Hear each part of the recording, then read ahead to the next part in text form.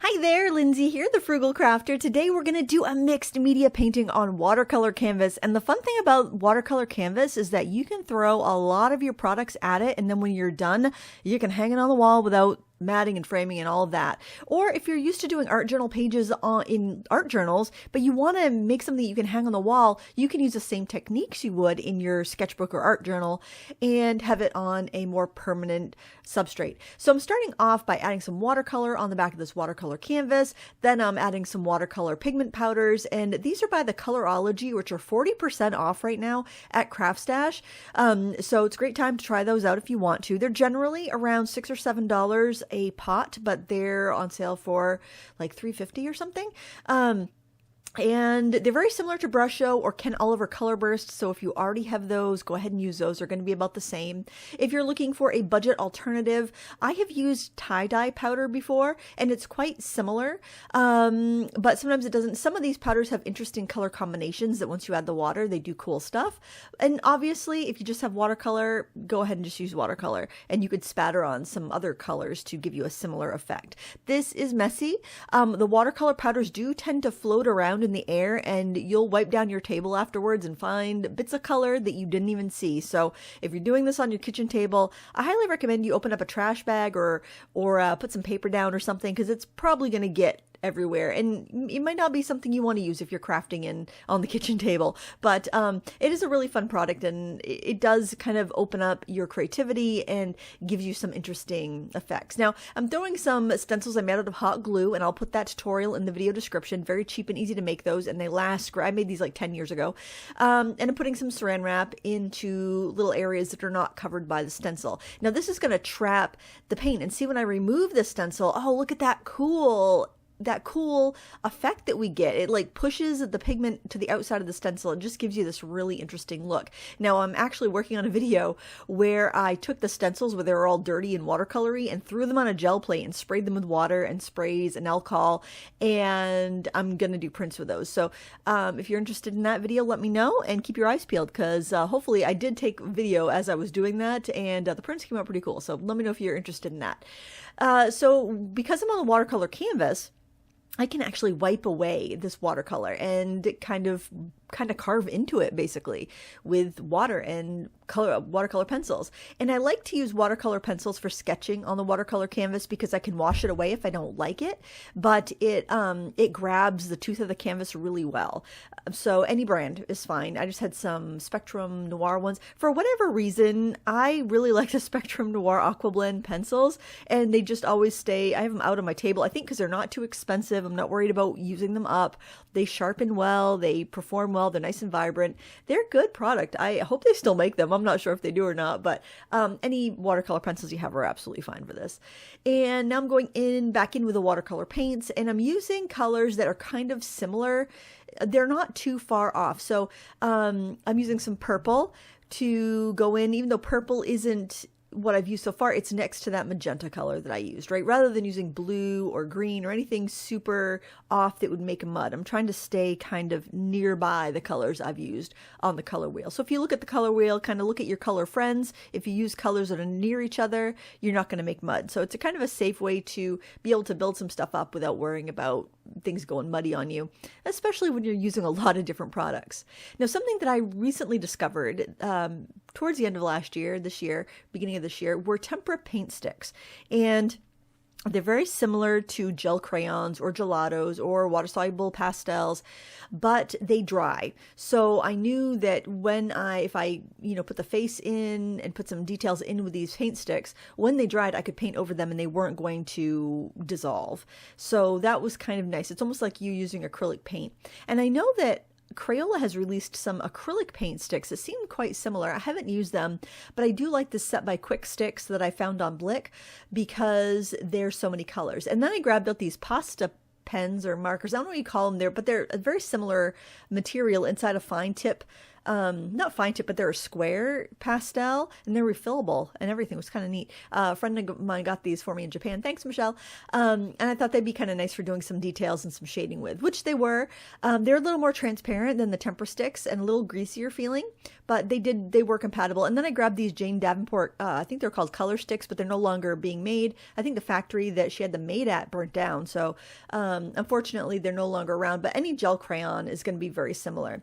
And I think the Tim Holtz Distress crayons might actually be the most similar to these quick sticks because they also dry. You'll just kind of think about that. Are you going to paint over them? Are you going to want them not to be resoluble, or are you going to want them to be resoluble? And here I've got the inexpensive eye crayon pastels, just kind of throwing a bunch of different things at this canvas because it's treated with a watercolor ground or a watercolor primer. So I can put all these things on it, which is very freeing. And I had quite a stack, I should say, of materials that I wanted to use. And this is a great way to be able to combine them. So even if mixed media is not your thing, maybe you can take a technique or two from this video and try it. Or maybe this will reawaken your love for a product that you maybe bought a while ago, used a bit, but then kind of forgot about. Because I don't know about you, I'm guilty of that. I'm guilty of getting all crazy gaga over some product, and I buy it and I use it for a week, and then I don't know, I forget about it, right? That's awful. And maybe you have that same proclivity of collecting art supplies and then getting all crazy about them and then putting them aside and forgetting about them. So maybe this will get you fired up about some of those favorites that have maybe been collecting dust lately. It's fun. It's fun. And also, when you take a product and you mix it with the other stuff you're used to using, it will show you how versatile something is. And it's almost like having new supplies, right? It's almost like having new supplies. So I was looking for a quote that I could use on this because this does have a very art journal vibe to me. And I thought this might be kind of fun for like a young woman to hang in their room, something inspirational. And, the Wicked movie has been so popular, and I haven't seen it yet. Now it's available to purchase. I'll wait till it's available to rent, I think. I love musicals, so I'm kind of looking forward to that.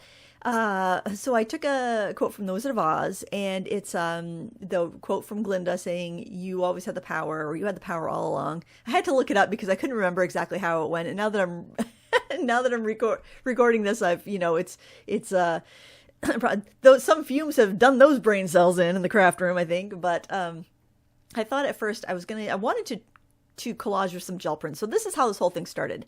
I wanted to collage with some gel prints. I just organized them. They're pristine in their little color coordinated envelopes. And I'm like, okay, now we're going to use these things because they've been piling up for years, right?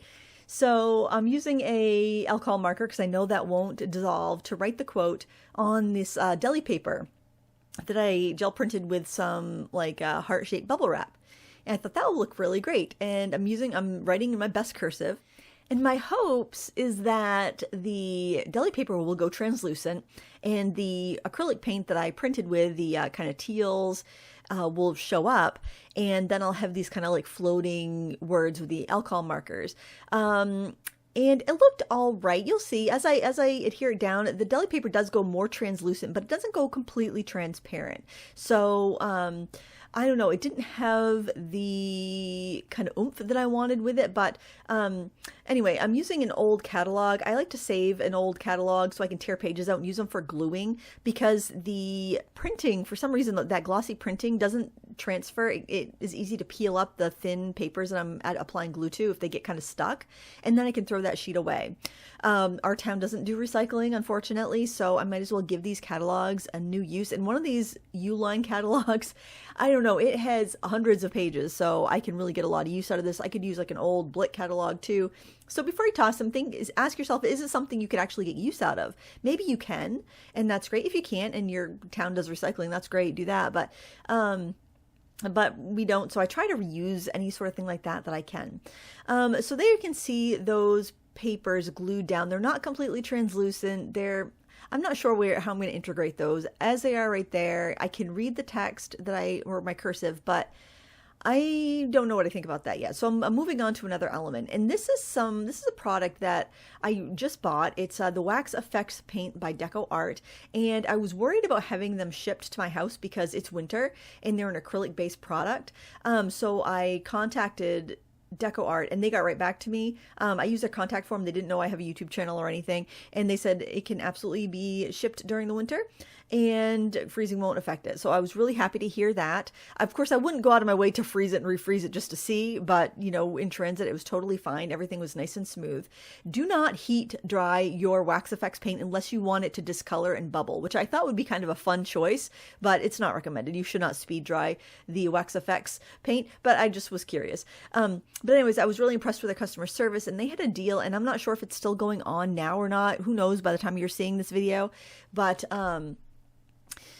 they had like a 60% off deal on this paint, which was great. Oh, and by the way, if you want a real-time version of this tutorial, you can find it up now in Critique Club. I'll put a link in the video description. It's $5 a month, and you have access to the hundreds or 150 or so other tutorials I have in Critique Club, and I post 2 new ones every month. So if you want to check that out, it's $5 a month, and I'll put a link in the video description for you. I'm using paint pens here to kind of doodle on a crown on our girl here, because I was figuring after I put the Glenda quote, I'm like, well, why don't we make her a queen or a good witch or something. I thought a tiara would work out really well, and it would add a little bit of sparkle and detail. And I actually got some gold paint out because the paint pen was a little bit streaky.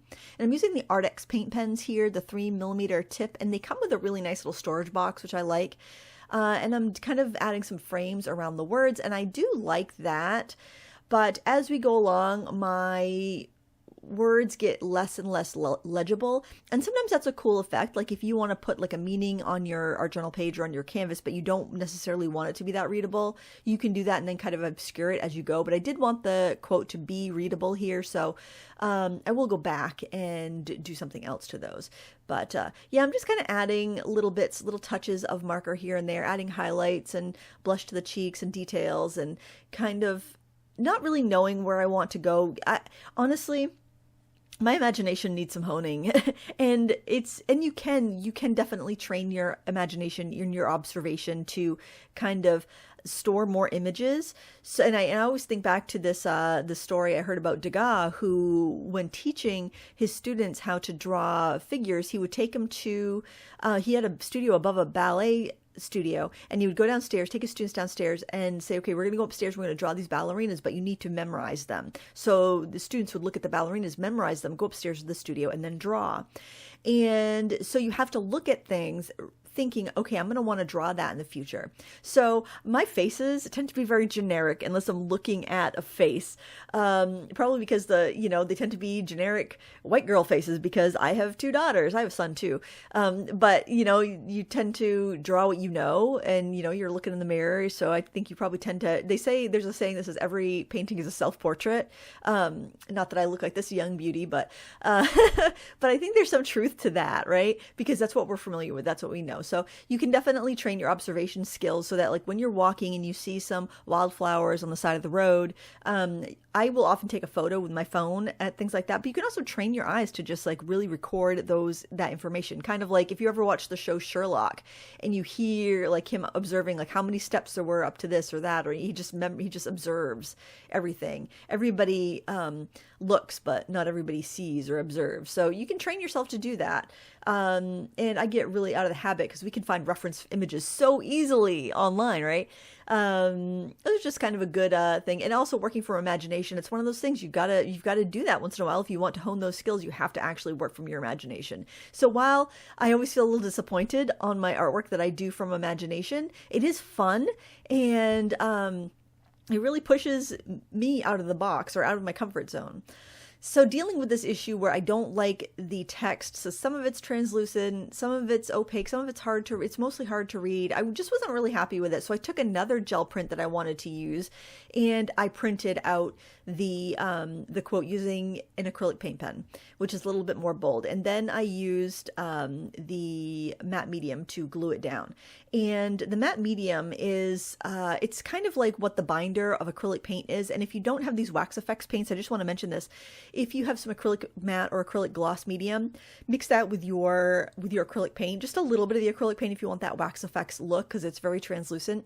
And then you can scrape that over your stencils. You can do the same kind of techniques and get a very similar look. I haven't really delved into the wax effects paint that much to find all the differences. One of the differences is that it takes longer to cure, and it does have a little bit of a hazy luminescence to it.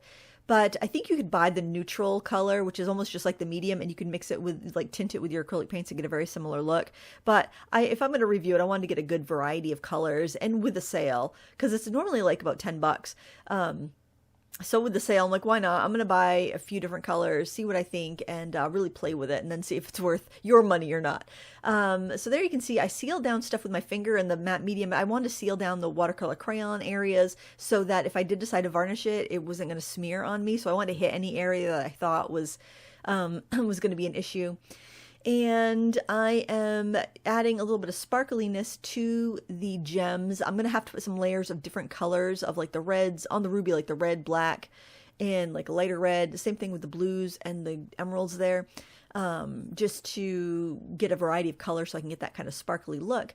And I'm playing with these brush markers. The eyebrows were way too dark, and I also wanted some, like, highlights in the hair, so I end up kind of adding things and then taking away and going over. I think that's just part of my process when I'm working from imagination, because I don't have something to look at. Basically, I have to kind of experiment and try different things. And another thing, when my wax effects paint came, it had a little craft paper in the bottom of the box, so I just saved that to use that to test out my pens or get them going. I know, like, the fine tip pens, I have a few Copic Acrylic paint pens. They tend to need a little priming before you use them, shaking and priming. So having a scrap of paper is great. That way you don't have to waste anything good or mess up your artwork. Yeah, it just depends on how much space you have to store all this random junk. Luckily, I've taken over like half of my basement for my art studio, so I have all kinds of random junk storage space. Much to the well, actually, I wouldn't even say much to the disappointment of my husband, because he doesn't spend that much time in the basement. His workshop's down here, but that's his space. I don't leave stuff in there. But yeah, I try to make use of stuff when I can, to keep it out of the trash, or at least give it one more use before it ends up in the trash. And here I'm just, like, layering up, basically trying to make the image a little more interesting. So I'm not going for a really smooth, silky skin tone. I'm going for just interest. And here I'm kind of adding more colors to the gems to make them look a little sparklier, adding darks and highlights, and at the end I'll do a little bit of white sparkle. But yeah. I'm also adding back in the little dangly decorations from the little crown there. I thought that would be a fun effect. This kind of, almost with the colors and stuff, has almost like a Bollywood India feel to it, like with the colors and the tiley patterns and the decoration on the tiara. That's what it reminds me of a lot. And it's funny how these different influences can kind of evolve out of the canvas, or kind of like surface out of the canvas. And I can still see those original hot glue stencil hearts and circles. And I love that kind of, I don't know, texture, that crusty texture in the background, and then the glossy tiles and all of the different things. And I'm going back in because I did like the little borders that I sketched around with that teal marker. So I'm doing that again. So I'm bringing that back. Sometimes you lose something, you lose an effect, or you lose a detail, you can bring it back. Acrylic paint markers are really fun for this. And I think something like acrylic paint markers, just like gel pens, anything like that that's got a liquid ink that can dry, the best way to preserve them is actually to use them frequently. Because more often than not, when I lose a gel pen, it's not because I've used it up, it's because the ink has gone dry. And the same thing with acrylic paint pens. So if you have them, use them. Don't worry about running out of the ink. It's good if you run out of the ink. That means you used it all up. And sometimes you can actually open these up and refill them. The Artix brush pens there, those will open up. So I plan on trying to refill them with acrylic ink or thin down acrylic paint when they're used up. So some things you can, some things you can't. I also wanted to show you, I put swatches on the top of my Wax Effects paints just so I would know what color is what, because I'm going to store them in this like old clear picture frame. And I'm just kind of scraping on some of the translucent white. That does get quite transparent. I'm adding a little bit of this cobalt turquoise as well, because I thought that color would look good. But as it dries, it's going to get more transparent, which you'll see in the photo at the end. But all in all, this was a lot of fun. I really enjoyed working with these different products together and working from my imagination. So I hope it inspires you to do the same. If you want to see the real-time version, check out the link in the video description, and I'll have a list of all the supplies I used. Thanks for watching. Until next time, happy crafting.